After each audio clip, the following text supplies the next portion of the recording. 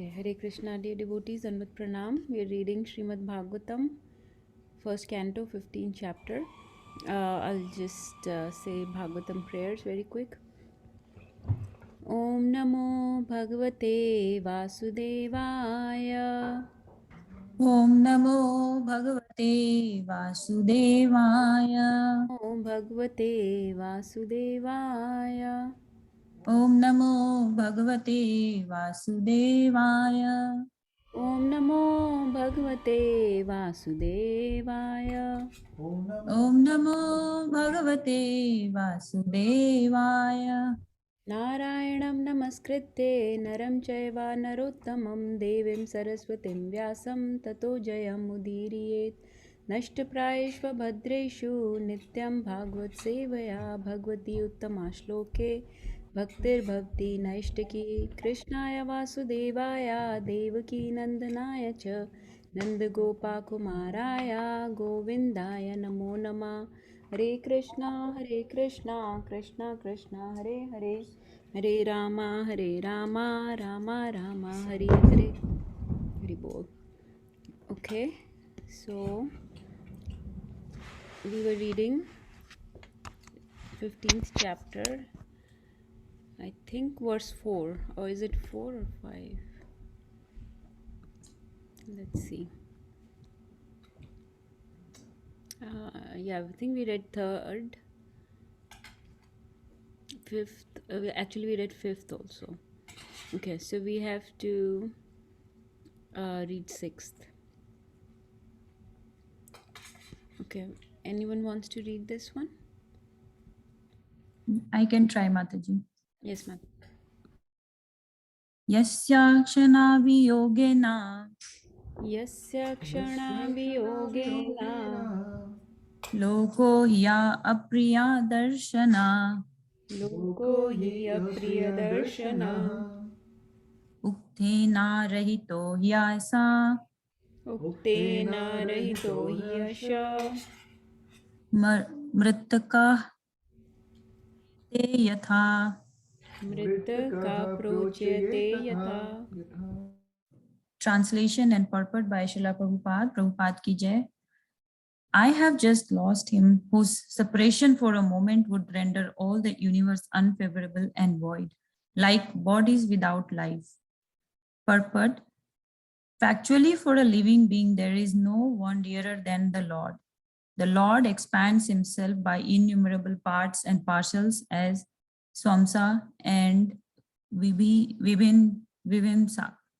Paramatma is the Swamsa part of the Lord, whereas Vibhinamsa parts are the living beings. As the living being is the important factor in the material body, for without the living being, the material body has no value. Similarly, without Paramatma, the living being has no status quo. Similarly, Brahman and Paramatma has no locus standi without the Supreme Lord Krishna. This is thoroughly explained in the Bhagavad Gita. They are all interlinked with one another or interdependent factors. Thus, in the ultimate issue, the Lord is the summum bonum and therefore the vital principle of everything. Hare Krishna. So I think this is being spoken by Arjuna. Yesterday class I could not attend completely. So Mataji, correct me if I'm wrong. This is spoken by Arjuna, right? Yes, Mataji, that's right. So he's explaining about that he lost Krishna, and he's just explaining like how a body is without soul, kind of like it has no value. Just the body has no value without soul. So here I see two terms here, Swamsa and Vivimsa. Namsa. Swamsa means like the Supreme Lord, and Namsa is the living being parts. Like Vivimsa parts are the living beings. And yeah, so living beings without Supreme Lord has no value. This is what this verse is explaining. Mataji, Prabhuji, please add if I missed anything.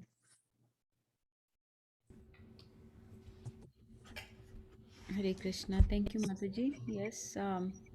So Arjun is basically lamenting that because I have lost him, whose separation for a moment, like if there is any separation from Supreme Lord is like the Vishwatma, right? Like Queen Kunti also says, how how there is consciousness in our body. We are the Jivatma inside the body that makes the body walk, talk, work, do various functions, right? Without the Atma, Jivatma inside the body has no value.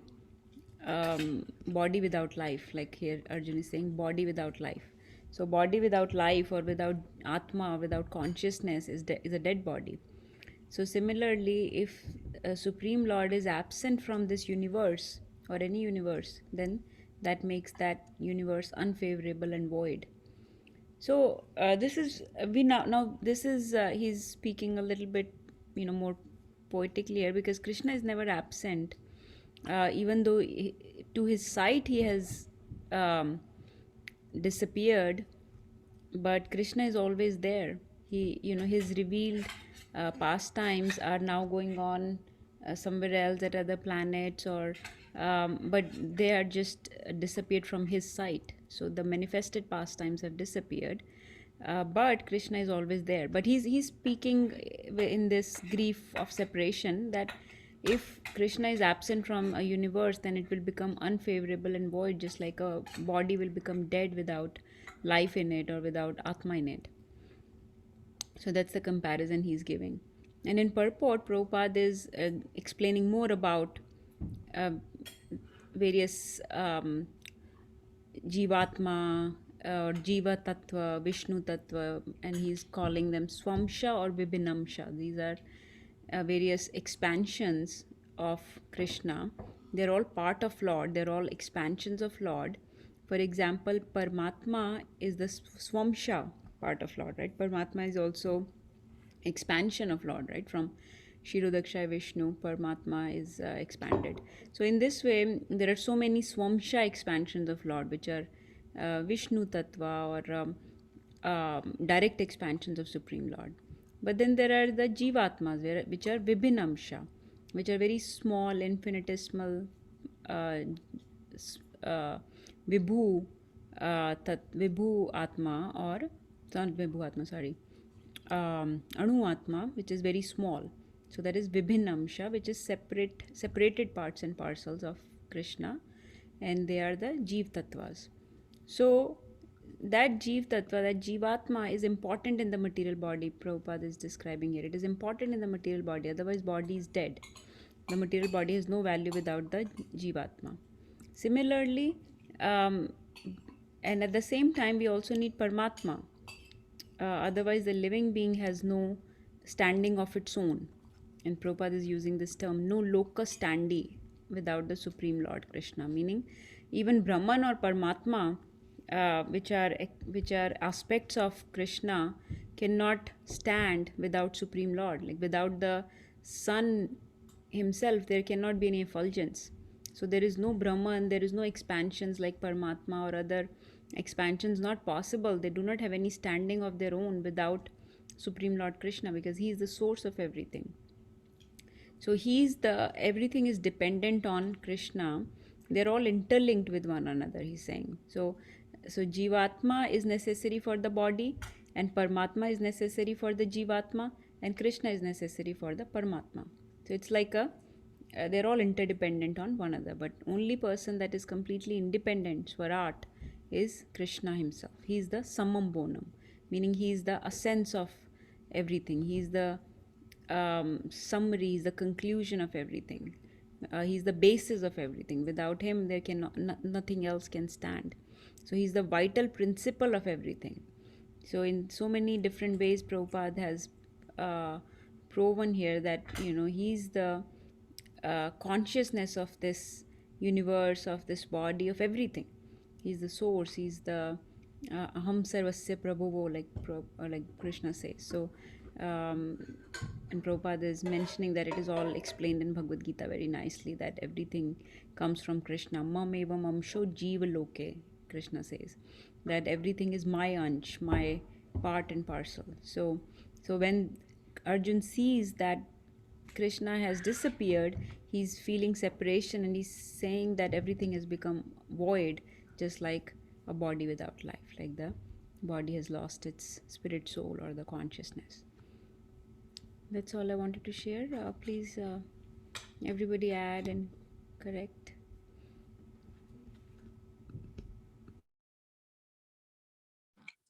Hare Krishna.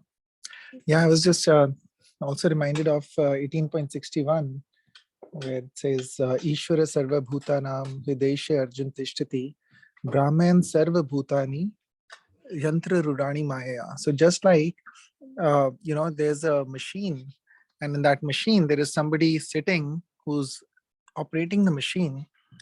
Just like that, in the 18th chapter, Krishna is saying that I am sitting in everyone's heart as the Paramatma, and I'm driving them.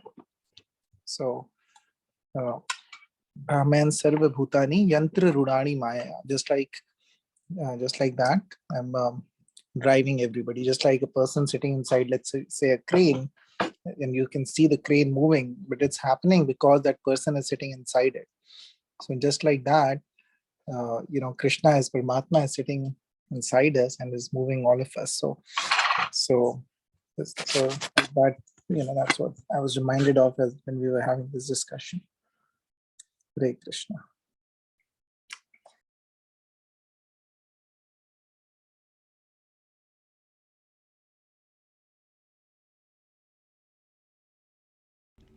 Hare Krishna. Okay. Would anyone else like to add anything?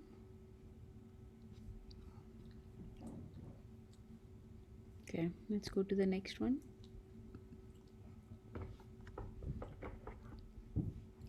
Okay, would someone like to read this one?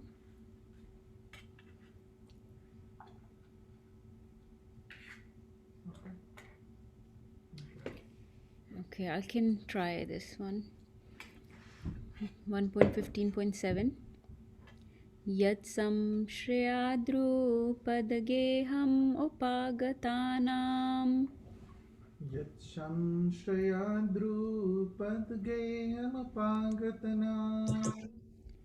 Ragyam swayamvar mukhe smar durmadanam Rakyam Swayam Mukhe Smaradur तेजोरितं खलु मया विहितश्च Matsya Tejoritam Maya Vihitasya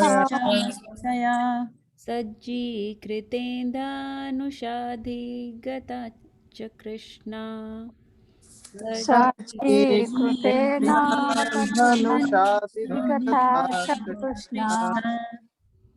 Translation and purport by His Divine Grace, Srila A.C. Bhaktivedanta Swami Prabhupada, Srila Prabhupada Ki Jai. Only by his merciful strength was I able to vanquish all the lusty princes assembled at the palace of King Drupad for the selection of the bridegroom. With my bow and arrow, I could pierce the fish target and thereby gain the hand of Draupadi. Hari Bol. Would someone like to read this purport?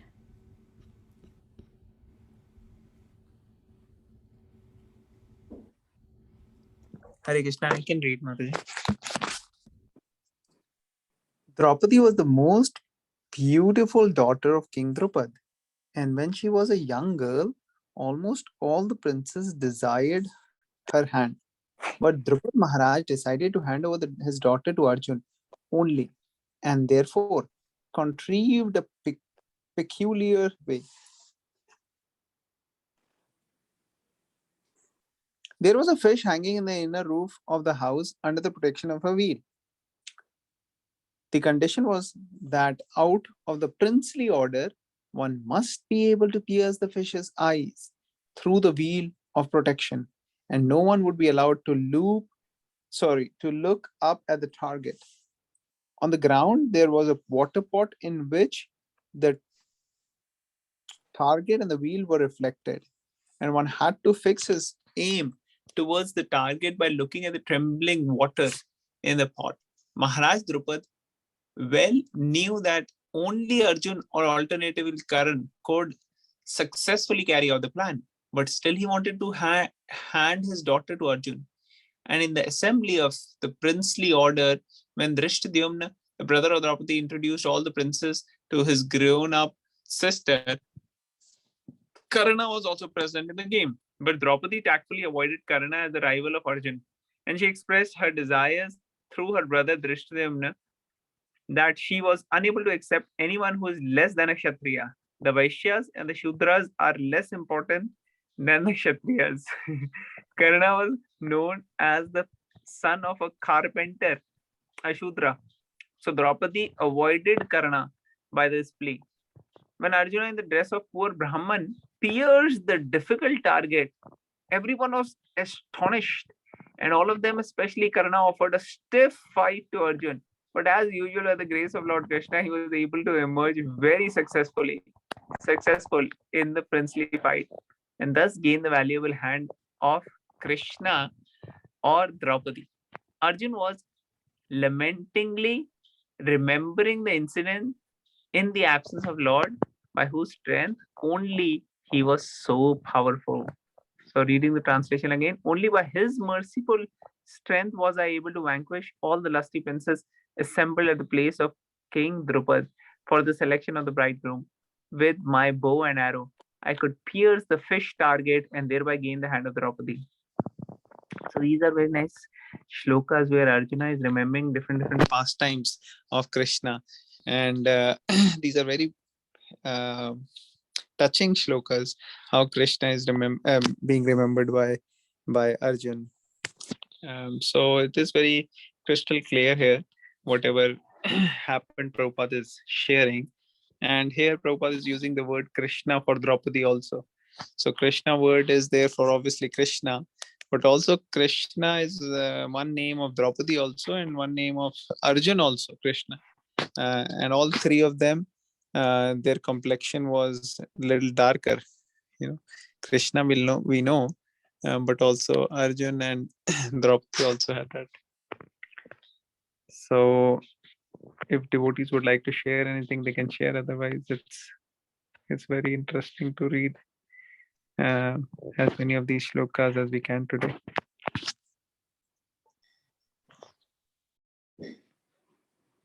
Okay, thank you, Prabhuji. Would anyone else like to share anything? All right, we'll keep moving. Who would like to read this one?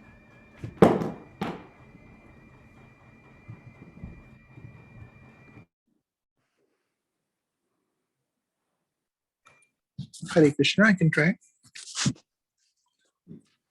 Yatsa nidavaham ukhandavam agnayedam Yat saniva aham ukhandavam agnaye adam Indram cha samaraganam tarasa vichitaya Indram cha samaraganam tarasa vijitya labdha sabha maya krita bhuta shilpa maya labdha sabha maya krita buddha silpa maya digbhayo haranre patayo balim advarete digbhayo nirpatayo alim advarete. Read the translation. Indradev, because he was near me, it was possible for me to conquer with great dexterity the powerful king of heaven, Indradev, along with his demigod associates, and thus enable the fire god to devastate the Khandav forest. And only by his grace was the demon named Maya saved from the blazing Khanda forest. And thus we could build our assembly house of wonderful architectural workmanship, where all the princes assembled during the performance of Rajasuya Yagya and paid you tributes. Purport. The demon Maya Danav, was an inhabitant of the forest Khanda, and when the Khanda forest was set on fire, he asked protection from Arjun. Arjun saved his life. And as a result of this, the demon felt obliged. He reciprocated by building a wonderful assembly house for the Pandavas, which attracted the extraordinary attention of all state princes. They felt the supernatural power of the Pandavas, and thus, without grudge, all of them submitted and paid tributes to the emperor. The demons possess wonderful and supernatural powers to create material wonders, but they are always disturbing elements of the society. The modern demons are the harmful material scientists who create some material wonders for disturbance in the society. For example, the creation of nuclear weapons has caused some panic in human society. Maya was also a materialist like that, and he knew the art of creating such wonderful things. And yet, Lord Krishna wanted to kill him. When he was chased both by the fire and by the wheel of Lord Krishna, he took shelter of such a devotee as Arjun, who saved him from the wrath of the fire of Lord Sri Krishna. Devotees are therefore more merciful than the Lord, and in devotional service, the mercy of a devotee is more valuable than the mercy of the Lord. Both the fire and the Lord ceased from chasing the demon as soon as both of them saw that the demon was given shelter by such a devotee as Arjuna. This demon, feeling obliged to Arjun, wanted to do him some service to show his gratefulness, but Arjun declined to accept anything from him in exchange. Lord Shri Krishna, however, being pleased with Maya for his taking shelter of a devotee, asked him to render service unto King Yudhishthir by building a wonderful assembly house. The process is that by the grace of the devotee, the mercy of the Lord is obtained. And by the mercy of the Lord, a chance to serve the Lord's devotee is obtained. The club of Bhimsen was also a gift of Maidana. Reborn. Hare Krishna. So beautiful purport. Um, so in the translation, it is being described that Arjuna is talking about, again, Arjuna is here as, remembering all the wonderful feats which he was able to perform with or because of Lord Sri Krishna and his power. So, as a really wonderful devotee, he realizes and he is giving all the um, the fame and the name and everything, that whatever he has or he has done is just because of Krishna.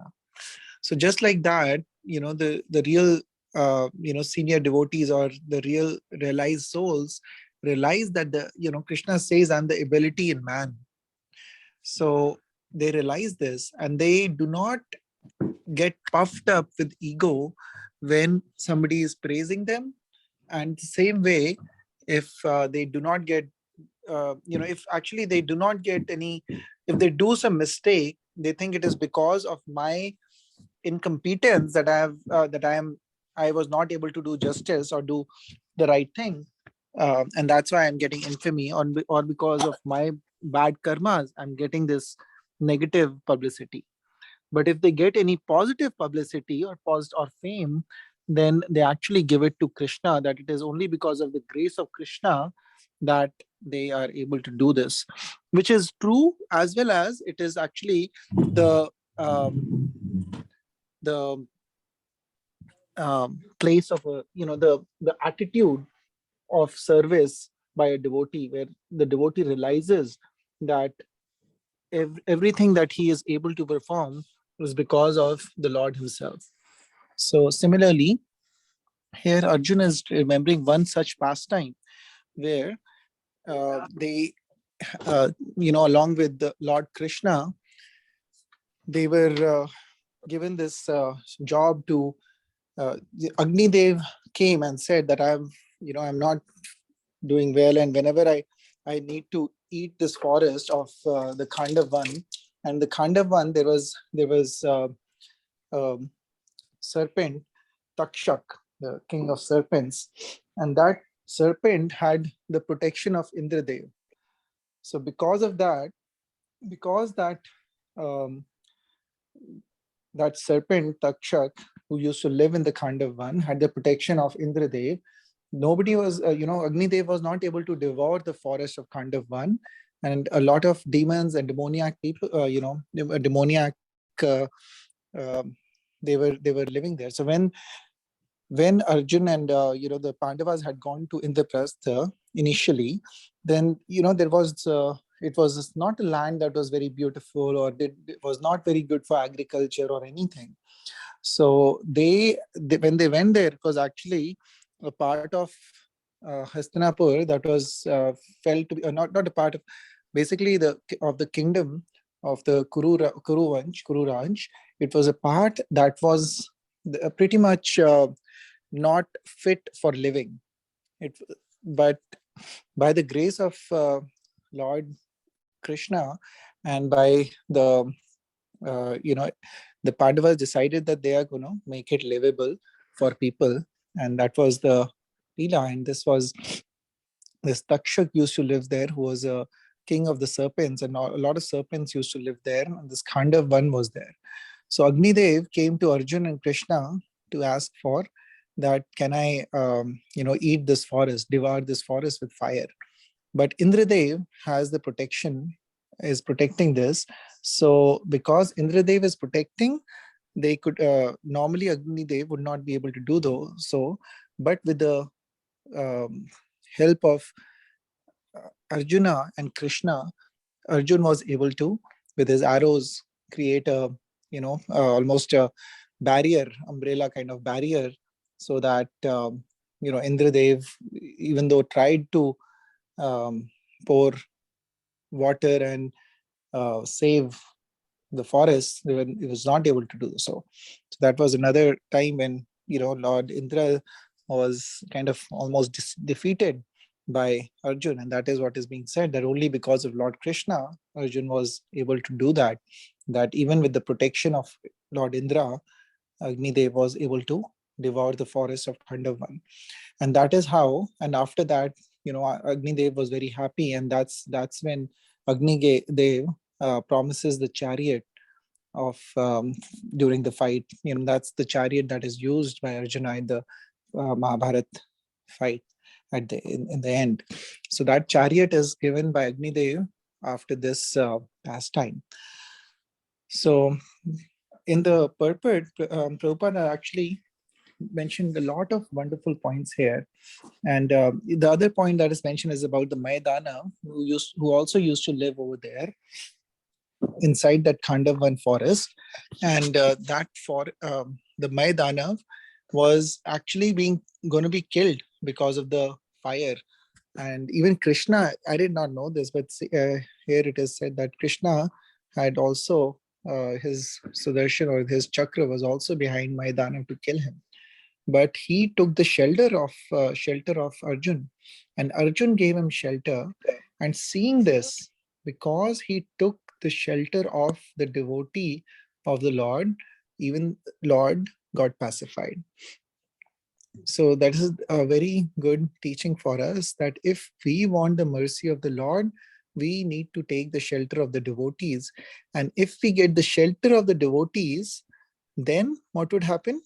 If we get the shelter of the devotees, then Lord will give us service for the devotees. So it's not a cheap thing to get the service to be able to serve the devotees. If we are sincerely praying to the Lord, and then we are sincerely take the shelter or mercy of the devotees, then Krishna gives this benediction that we are able to serve the devotees.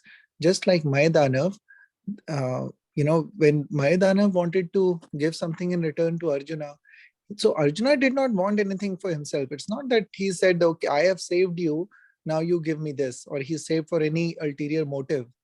No, just because of his mercy for another soul, just because somebody has come for protection, he allowed him, he gave him protection under him. And Krishna was happy to see the compassion, Krishna is always happy to see the compassion of his devotees. So he was happy to see Arjuna's compassion, and he actually granted life again to Maidanav. And even though Arjuna did not want anything from Maidanav, Krishna gave him the service of the devotees by ordering him to build the assembly hall for the uh, Pandavas. And this assembly hall, when it was made, it was of architectural excellence and had many amazing out of this world things. So it's Maya Dana, right? Maya is illusion. So it was beautiful. It had a lot of illusionary things in it, which was very difficult to for a normal person to even imagine this can happen. Like, when there was land, it looked like it is actually water. Where there was water, it looked like there is land. And many such things are described in the Mahabharata. That beautiful, how amazing that hall was. So it used to look like there is a wall of fire, and you can just it was actually nothing. You can walk through it, and things like that. So it was all illusion, the palace of illusions. And it was so amazing that a lot of people who came to Indraprastha and saw that, they automatically um, realized that these Pandavas are not just regular beings. So without even a fight, they agreed to pay homage to Yudhishthira Maharaj. So they agreed because in Rajsuya Yagya was done by Yudhishthira Maharaj, and in that you have to either fight or you have to agree to be subservient. So they agreed to be subservient. This was just like any great big city is there, they have a symbol of perfection for them. India is known for Taj Mahal, the Egypt is known for pyramid, things like that. But this Indraprastha, this was better than any of the wonders of this world, because it had this assembly hall created by Maidanav. And then we all know how Dhritarashtra fell, and he was very envious to the Pandavas by seeing all this. Not Dhritarashtra, sorry, Duryodhana, I mean. Apologies. So yes, just really wonderful purport and wonderful points been mentioned here. And Hare Krishna, I think that's all I had to mention in this. Kindly share with the devotees, please.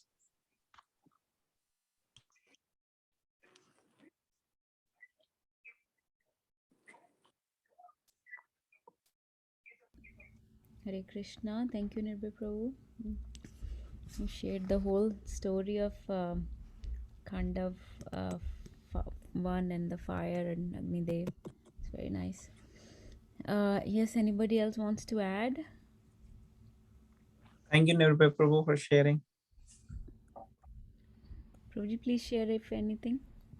Very nice. No, I think Prabhuji shared very nicely. I don't have anything to add. Okay, we'll go to the next one.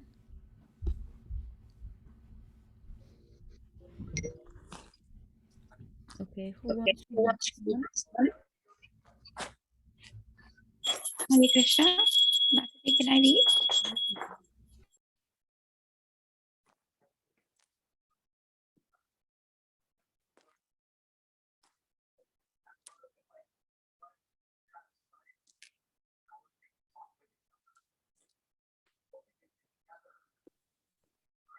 Am I audible?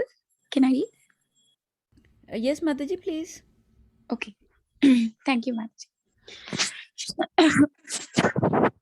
See the sun.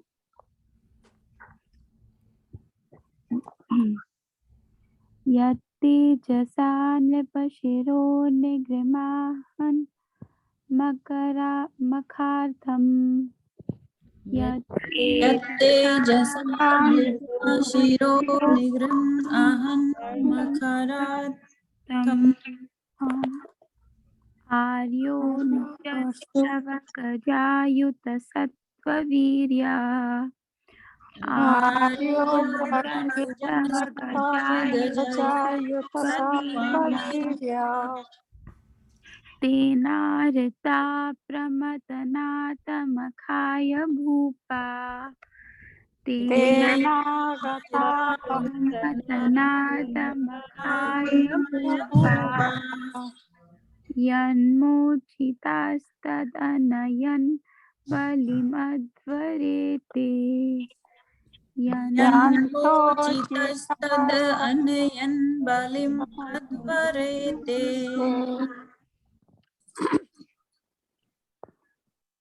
Translation: Your respectable younger brother, who possesses the strength of 10,000 elephants, killed by his grace Jarasandha, whose feet were worshipped by many kings. These kings had been brought for sacrifice in Jarasandha's Mahabhairav Yagya, but they were thus released. Later they paid tribute to your majesty.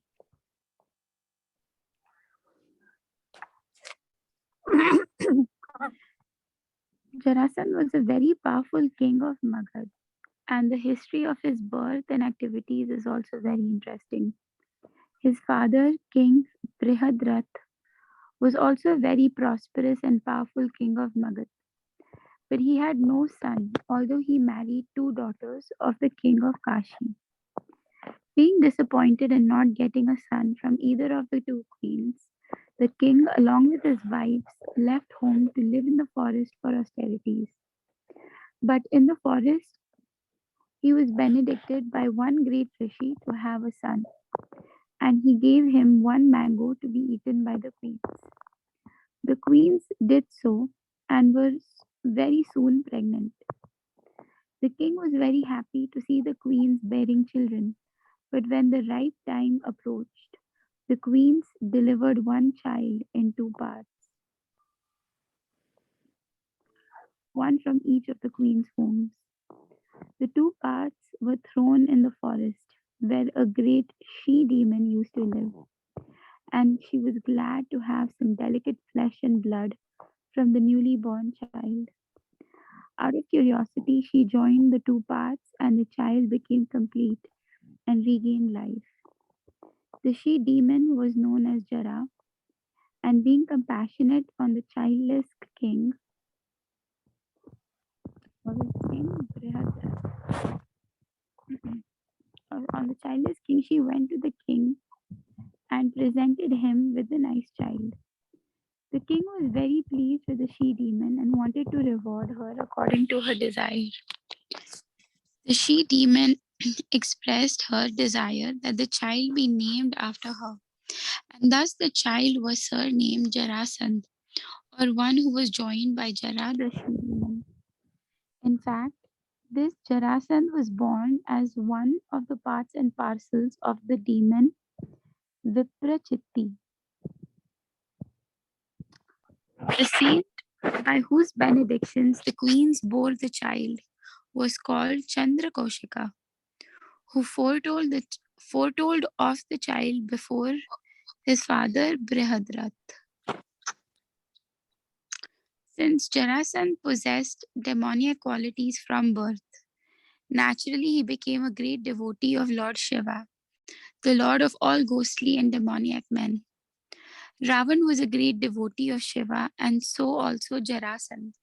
He used to sacrifice all arrested kings before Lord Mahabhairav, Shiva, and by his military power, he defeated many small kings and arrested them to butcher before Mahabhairav.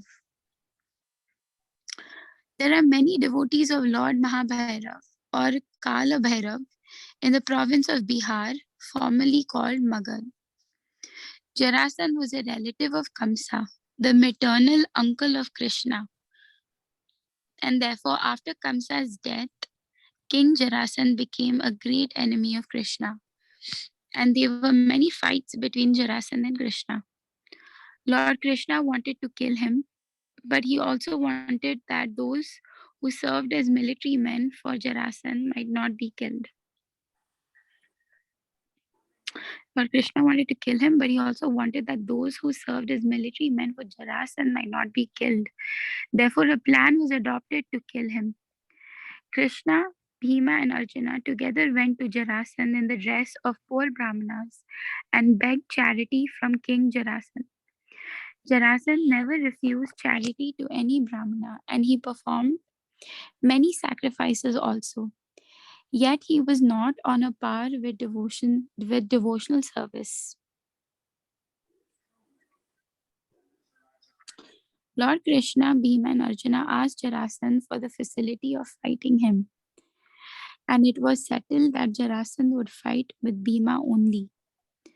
So all of them were both guests and combatants of Jarasandha and Bhima, and Jarasandha fought every day for several days.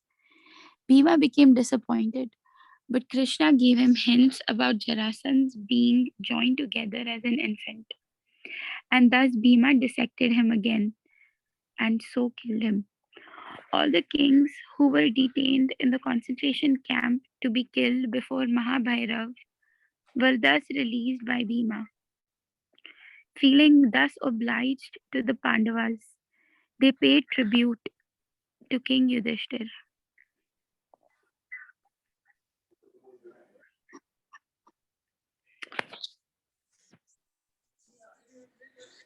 Matthew, can you see the translation? Yes, I can. So in this verse, Arjuna is reminiscing. He's talking to Yudhishthir. Is that correct? Yes.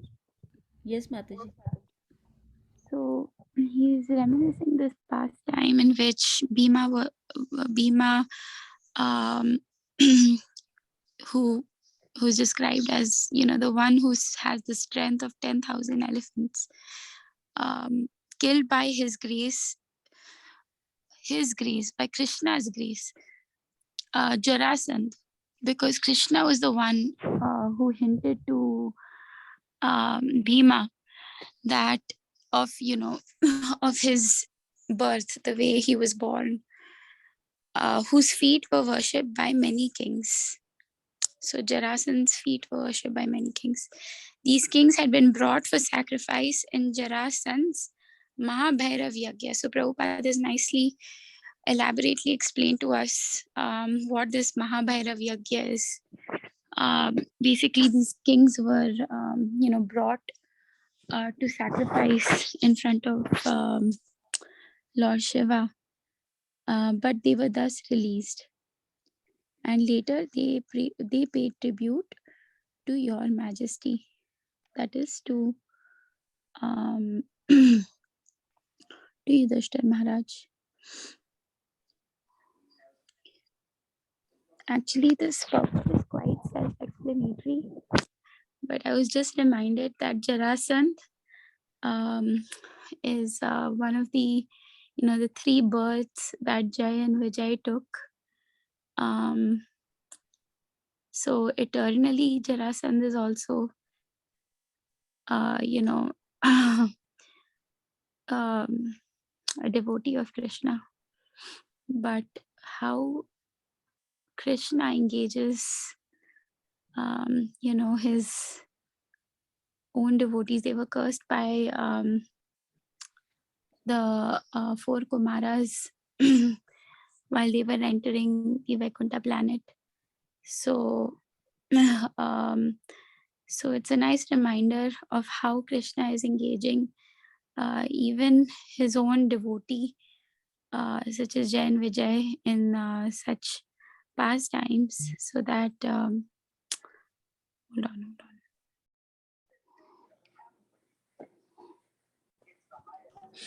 Hare Krishna, Mataji.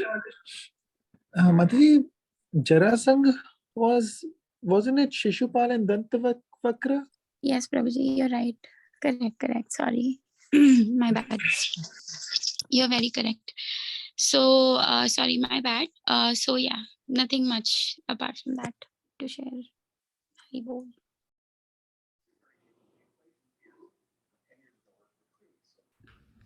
Okay, thank you, Mataji. Yes, this purport is so every purport Arjun is remembering various pastimes where they where Krishna helped them through various difficult times through these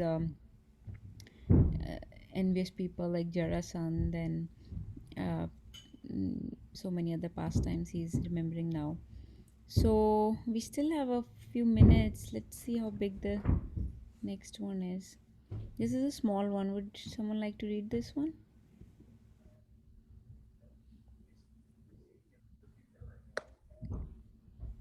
I can read, Mataji. Yes, Mataji. पत्न्यास्तवादिमखकित महाभिषेका तवादिमकक्लिप्तमहाभिषेका लागिष्टचारुकवरं कितवै सभायाम् चारुकबरं कितवै सभायां मायां पृष्ठं विकीर्य पदयो पतिताश्रुमुख्या स्पृष्टं विकीर्य पदयो पतिताशुमुख्या यस्तत्स्त्रियो कृतः तेष विमुक्तकेशा यस्तत्स्त्रियो कृतः तेष विमुक्तकेशा केशा It was he only who loosened the hair of all the wives of the miscreants, who dared open the cluster of your queen's hair, which had been nicely dressed and sanctified for the great Rajasuya sacrificial ceremony. At that time, she fell down at the feet of Lord Krishna with tears in her eyes. Queen Draupadi had a beautiful bunch of hair which was sanctified in the ceremonial function of Rajasuya Yajna. But when she was lost in a bet, the Shasan touched her glorified hair to insult her. Draupadi then fell down at the lotus feet of Lord Krishna, and Lord Krishna decided that all the wives of the Shasan and company should have their hair loosened as a result of the battle of Kurukshetra. Thus, after the battle of Kurukshetra, all the sons and grandsons of Dhritarashtra died in battle. All the wives of the family were obliged to loosen their hair as widows. In other words, all the wives of the Kuru family became widows because of the Shasans insulting a great devotee of the Lord. The Lord can tolerate insults upon himself by any miscreant because the Father tolerates even insults from the Son. But he never tolerates insults upon his devotees. By insulting a great soul, one has to fulfill all the results of pious acts and benedictions also. Hare Krishna. Yes, Mataji, another pastime from the Mahabharata. I don't have anything to share, but I would love to hear from other devotees.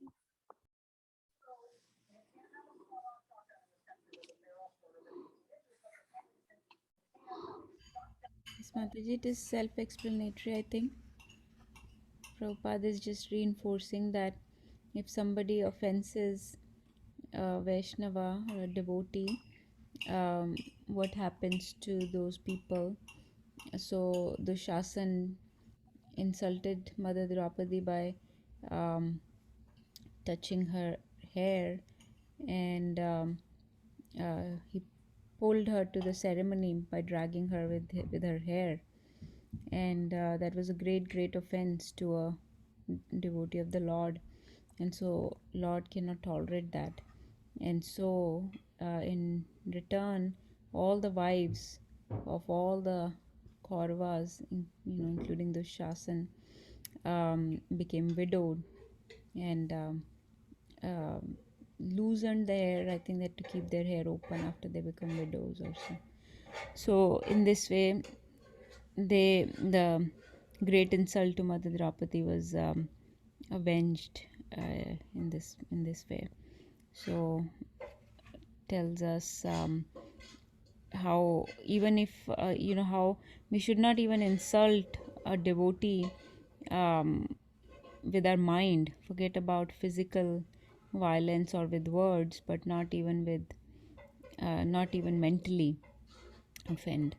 And here this was a great act of physical violence, so this could not have gone unavenged by Krishna. Okay, that's all I have to share.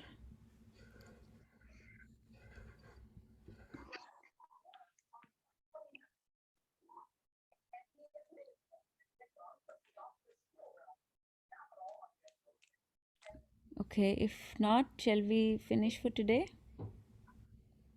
Yes. Okay, let's